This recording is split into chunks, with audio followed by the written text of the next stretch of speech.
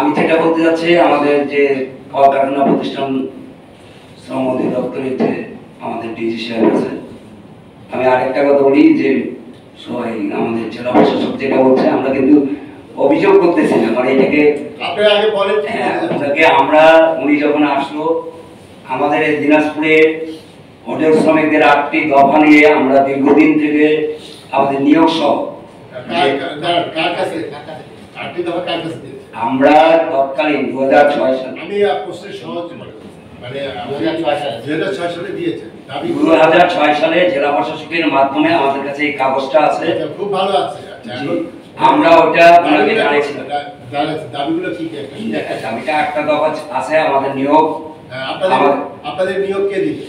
আমাদের নিয়োগ মালিকরা নিয়োগপত্র একদম বাধ্যতামূলক, সেটা দিনাজপুরে নেই। আমি বলি ওইটা আপনার এখন ফরমাল সেক্টরে আসে না, আমরা এখন ফরমাল সেক্টরে। আমি শুধু জানাচ্ছি স্যার যে আমরা এটা করার পরে এখানে আমাদের রেজুলেশন আছে যে ডিসি সাহেবের নেতৃত্বে 2 জন, আমাদের শ্রমিক প্রতিনিধি 2 জন, কর্মসংস্থান মন্ত্রণালয়ের 2 জন এবং মালিক পক্ষের 2 জন নিয়ে একটা কমিটি করে আমাদের সরজমিনে তদন্ত করে কর্মসূচি মানে কি কি করতে হবে সেটা করতে হবে।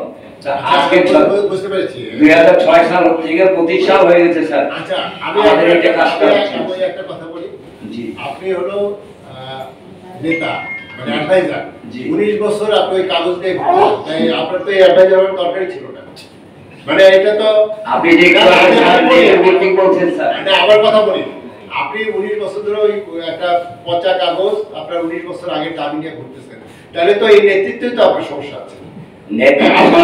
তোমার কাছে গেছে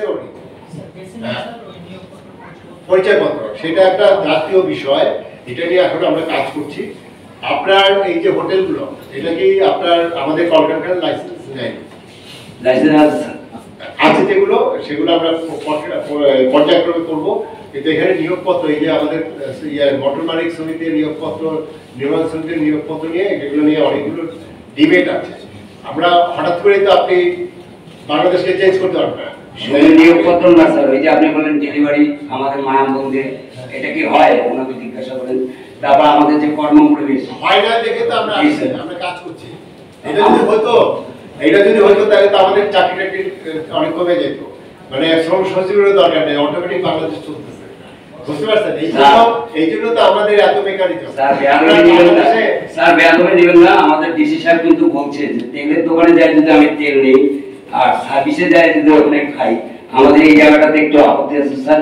আমি বরাবর বিষয়ে বললাম না, আমরা চাচ্ছি যে আন্তরিকভাবে উনি যদি আমাদের সঙ্গে কাজ করে, তাহলে আমার মনে হয় এই সমস্যাগুলো সমাধান হবে। তেলের দোকানে তেল নিয়ে কি বলছে?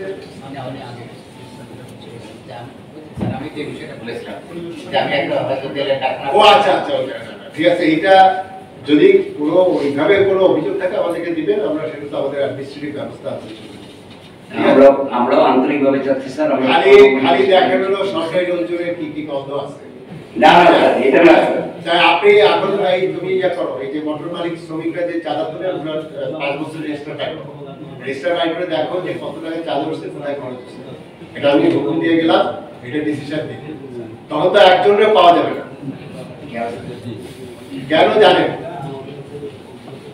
ওই যে চাঁদা তোলে না, সেই চাঁদা তোলায় কোন ওয়েলফেয়ারে ব্যবহার করছে, ওখানে আপনার টয়লেটের জন্য খালি পৌরসভা ডিসিশন করে দিবে। এই চাঁদা কিসের জন্য তুলতেছে? সাধারণ শ্রমিকদের ভাগ্য উন্নয়ন তাদের জন্য করছে। কয় টাকার ভাগ্য উন্নয়ন করছে এটা দেখুন। কথা বুঝতে পারছেন? আমি কাউকে ওই ব্লেম করছি না, আমাদের দেশের সিস্টেমটাই তো এরা, সেই সিস্টেম থেকে আমরা বেরোতে যাচ্ছি। কথা বুঝতে পেরেছেন? আপনারা দেখবেন হলো আমাদের দোষ, আমরা দেখবো আমরা দোষ ধরে স্যার আগে কিন্তু ক্ষমা চেয়েছি। আরেকটা কথা বলতে যাচ্ছে, আপনি যে এই যে আজকে শ্রমিক কল্যাণের যে ইয়েটা দিচ্ছে, এখানে যতগুলো ট্রেড ইউনিয়ন নেতা আছে, একজনও বলুক তো 2-4 জন বাদে যে এই প্রোগ্রামটা যে আছে এটাই আমরা জানি না। এই জন্য জানেন না, এই যে জানছি আপনি এটা জানতে 20 বছর লাগছে কাগজ নিয়ে। ঠিক আছে, আমাদের লাগে না স্যার। এই যে আপনি বললেন রেডিও ভিত্তিক, এই রেডিও ভিত্তিক জিনিসটা যতদিন বন্ধ হবে না স্যার, আমাদের দুর্ভাগ্য একদমই হবে। এই সমস্যা আমার কোথায় কাগজ চলে যাবে না, আমি বলছি যে 20 বছর আপনি ওটা আমার অর্জন স্যার, কিন্তু ওটা আমার কোথায় কাগজ নয়, ওটা আমার অর্জন। আমি আপনাকে কি মিন করছি আপনি এটা বুঝতেই পারেন। আপনি যে এই যে শ্রমিক কল্যাণের যে টাকা আছে, এটা আপনাকে জানতে হবে। আপনি এই জন্যই নেতা, বুঝতে পেরেছেন? ওনারা তো সামাল জানছে, এই যে যারা আছে এরা কি সব ট্রেড করে, তাহলে আপনি যে জানেন না, এটা কিন্তু কোনো না কোনো ভাবে আপনারও ব্যর্থতা আছে। এই জিনিসটা আমরা যেমন স্বীকার করছি, আপনাকে স্বীকার করতে হবে, বুঝতে পেরেছেন? ওই অফিসে বারে বারে যাবেন, ওখানে কি কি আছে সেগুলো জানবেন, এটা আপনার অধিকার।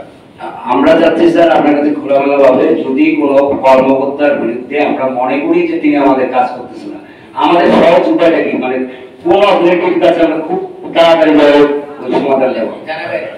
এই আপনি একজন শ্রমিক নেতা হচ্ছেন, আপনি কার কাছে কমপ্লেইন করছেন সেটা যদি আপনি না জানেন, এটা আগে সেটা আমরা ডিজি সাহেবকে বলছি, এখন ডিজি সাহেবকে আমরা ডিজি সাহেবের সাথে এত আপনার অ্যাপ্লিকেশন আসে অমুকের বিরুদ্ধে, আমরা তো অথরিটির কাছে গেছি স্যার, উনার তো এখন জিপে এখানে স্যার, তো উনার কাছে যাই যদি না পাই তাহলে যাবো কোথায় স্যার?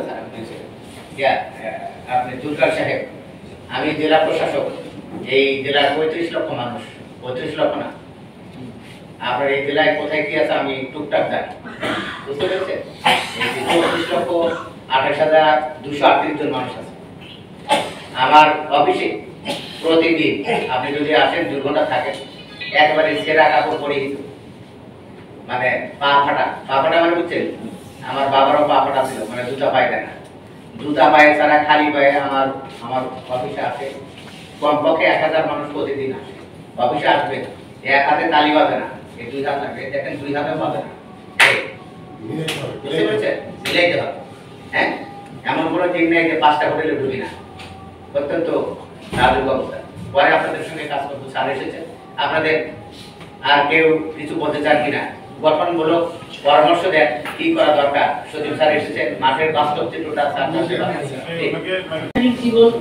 হয়েছে ওখানে। আপনার নামটা বলেন। জি, আমার নাম মোসাম্মদ সুমা আক্তার। কি করেন আপনি?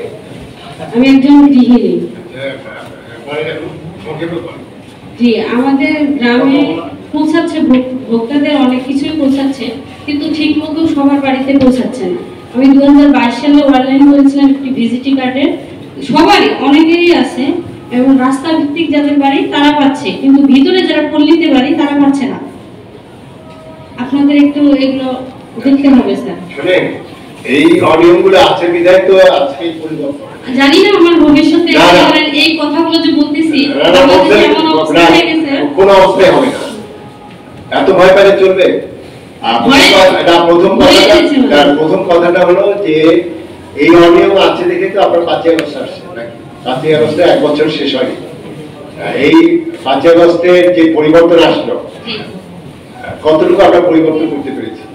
আরে ভয়াবহ রূপ নিয়েছে। তাহলে এই পরিবর্তনের যে হলো, এই যে বাচ্চাগুলো মারা গেল, এখনো 20-22 হাজার আহত অবস্থায় আছে, তাহলে এই তারা কি ভুল করলো নাকি?